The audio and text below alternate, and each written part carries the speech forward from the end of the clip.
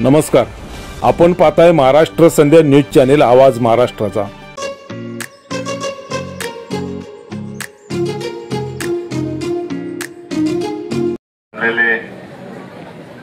जय भीमनगरचे सर्व रहिवासी, आमचे सर्वांचे आपले सहकारी बाबा बिराडेजी, आमचे अशोक गायकवाड आणि निलेश वाघमारे, रोहित कांबळे आणि सर्व इथे मीनाताई बसलेले आहेत सगळे, आणि जय भीमनगरचे सर्व रहिवासी, आपण सर्व भुक्तभोगी आहात। आपण सर्वांनी आपल्यावर जो अन्याय झाला, अत्याचार झाला, आपण सर्वांनी सहन केलं। ही जुलमी सरकार आहे, त्यांना भ्रष्टाचार करून पैसा पाहिजे, पोलीस मनपाचा दुरुपयोग करून घर भरायचं आणि आपल्यासारख्या घोर गरीब मागासवर्गीय समाजाच्या लोकांवर रास्तेवर आणायचं, हा धोरण या सध्याची महाराष्ट्र सरकारच्या सुरू आहे। ते आपण पाहिलेलं आहे, जवळून पाहिलेलं आहे।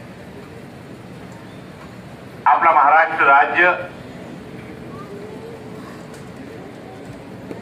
छत्रपती शिवाजी महाराज, डॉक्टर बाबासाहेब आंबेडकर, शाहू फुले आंबेडकर आपण म्हणतोय, ही विचारधाराचं राज्य आहे।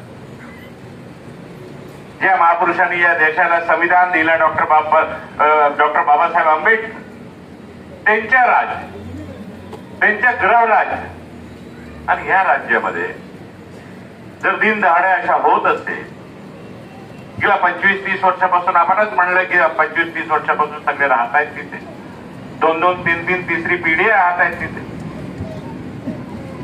आणि सरकारच्या नियम, आमची सरकार होती 2014 पर्यंत महाराष्ट्रामध्ये, आम्ही धोरण केला की 2000 पर्यंत झोपडपट्टीमध्ये राहणारे लोकांना सरकारच्या कायद्याप्रमाणे संरक्षण राहील। कुठलाही झोपडा, कुठलाही घर, कुठली महानगरपालिका, कलेक्टर कोणी तोडू शकत नाही, असा नियम आम्ही केला 2014। 2020 पर्यंत लोकांना संरक्षण सर्वांना देण्याचं काम केलं। आपण तर 2000च्या पूर्वीपासून राहत आहे। मी आपण सर्वांची माहिती काढली आहे, मतदार यादीमध्ये आपण सर्वांचं नाव आहे। मी 5-5 विधानसभा निवडणुका या मतदारसंघातून लढवलेला आहे। आपण सर्वांनी मतदान केलेलं आहे। असं असून सुद्धा जर अशा प्रकारची दुर्दैव घटना मुंबई सारख्या शहरामध्ये, महाराष्ट्र सारख्या राज्यामध्ये घडत असेल तर हा किती दुर्दैव आहे।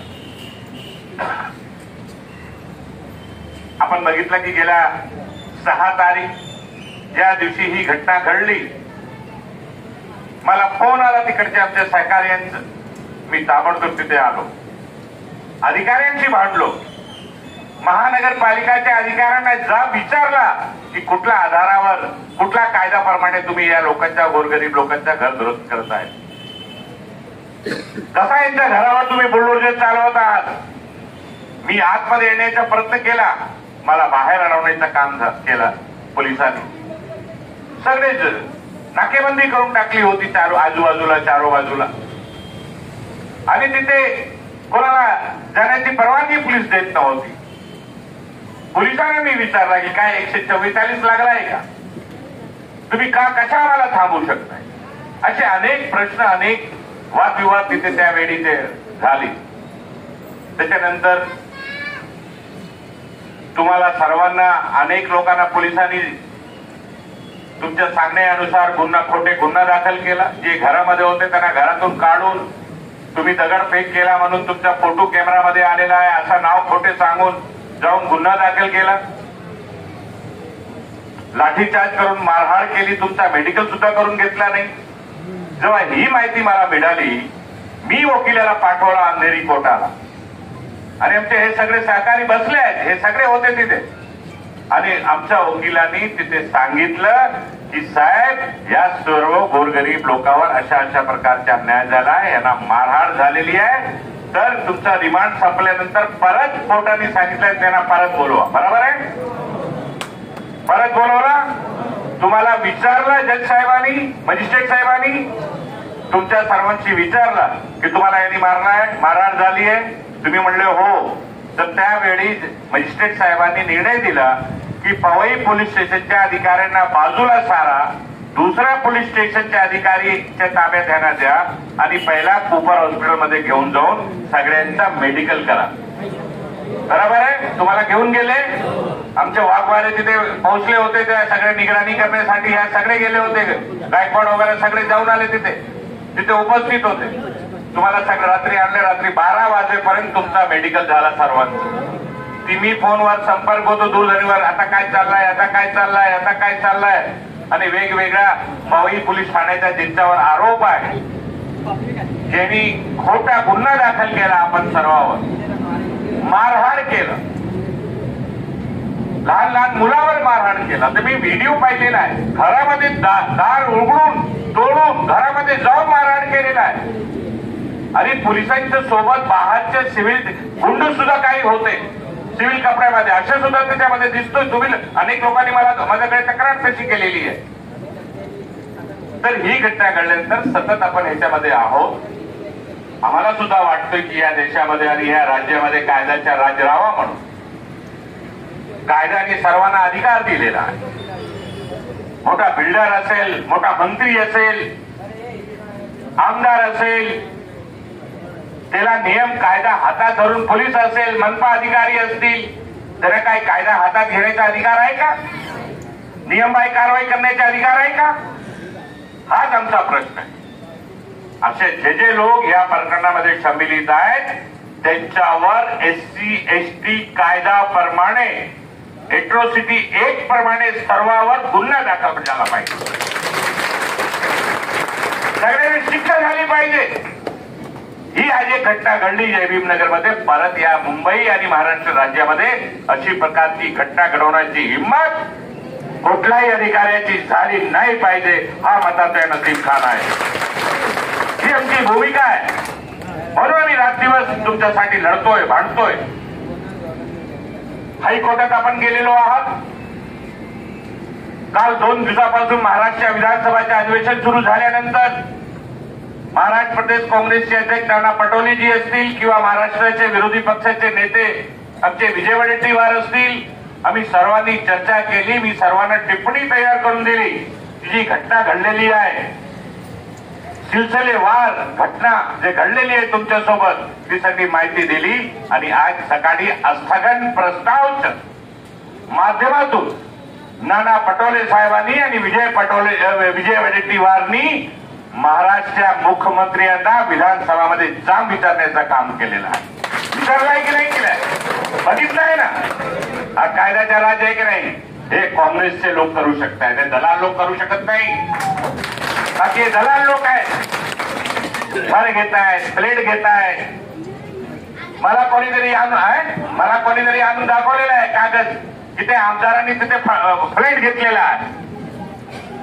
एवढा जर भ्रष्टाचार होत असेल, गोरगरिबांच्या पोटावर लाथ बांधण्याचं काम करणारे लोक असतील तर त्यांना शिक्षा झाली पाहिजे, हा मताचा मी आहे. आणि तुम्हाला अजिबात घाबरण्याची गरज नाहीये. आता हे बोलत होते त्यांचे तुमचे नातेवाईक पोलीस विभागामध्ये होते. तुम्हाला पोलीस विभागामध्ये भरती घ्यायची होती, जायचं होतं. तुमची हाईटमुळे तुम्ही कमी पडलं, शिक्षण तुम्ही घेतले या गरिबीमध्ये, आणि तुम्ही रिक्षा चालवलं. तुमच्या घरच्या लोकांनी पोट कापून तुम्हाला शिक्षा दिली. बाबासाहेबांनी पण दिवाबत्तीच्या खाली शिक्षा घेतली होती, राष्ट्रीयवर बसून शिक्षा घेतली होती, बॅरिस्टर झाले आणि या देशाला एक चांगल्या प्रकारचं संविधान दिला. आणि अशा संविधान दिला ज्या संविधानामध्ये प्रत्येक जाती, जमात, समाज, धर्म मानणारे, भाषा बोलणारे लोक सर्वांना समान अधिकार कायदा देण्याचं काम बाबासाहेबांनी या देशामध्ये केलेलं आहे.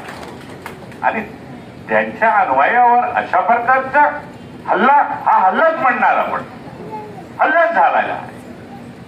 घरामधून काढून तुम्ही नियम फॉलो करा. जर तोडायचे असेल तर ठीक आहे, तुम्ही नोटीस द्या, कागदपत्र विचारा, शासनाचा GR आहे, नियम आहे, 2011 पर्यंत राहणाऱ्या लोकांना SRAच्या कायद्याप्रमाणे त्यांना घर बांधून मालिकाना हक्क सोबत त्यांना घर दिलं पाहिजे, असा महाराष्ट्र सरकारचा GR आहे, धोरण आहे.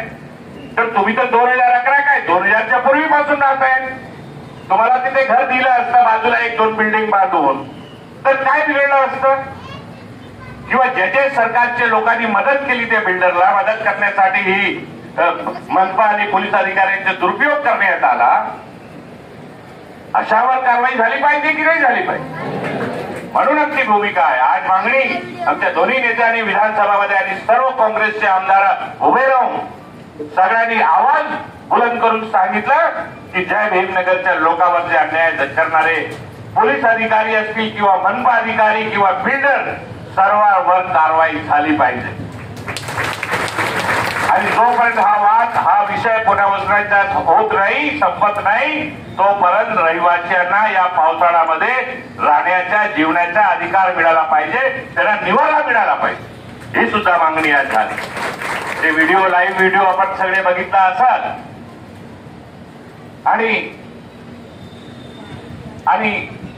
आपल्याला माहितच आहे की ही घटना घडल्यानंतर आणि आज ज्या विधानसभामध्ये काँग्रेसच्या माध्यमातून ह्याच्यावर चर्चा झाली, मागणी करण्यात आली, मुख्यमंत्र्यांची समोर बोलून आणि हा विषय मांडण्यात आला विधानसभामध्ये, तर विधानसभाचे माननीय अध्यक्ष महोदयांनी त्वरित निर्देश दिलेला आहे. 2 आज निर्देश त्यांनी दिलेला आहे. एक, या प्रकरणाची सखोल चौकशी करून अधिकाऱ्यावर कारवाई करावी. दुसरं, SWATच्या अधिकाऱ्यांना सांगण्यात आलेलं आहे की जे नियम ह्यात आपण सर्वांना पावसाळ्यामध्ये निवारा देण्यात यावा, अशा 2 आदेश मिळालेला आहे. बाकीचे सुद्धा कारवाई करण्यासाठी आपण हायकोर्टामध्ये रिट याचिका दाखल केलेली आहे, त्याची सुनावणी 9 तारीखला आहे आणि उद्या सोमवारी पर्यंत मेन्शन करून लवकर 9च्या अगोदर सुनावणी झाली पाहिजे, हे सुद्धा आपण प्रयत्न करत आहोत. आणि जे कायद्यामध्ये जे तरतूद आहे त्या तरतुदीप्रमाणे आपण त्याचा उपयोग करून तुम्हाला तुमचा राहण्याचा हक्काचा घर मिळावा.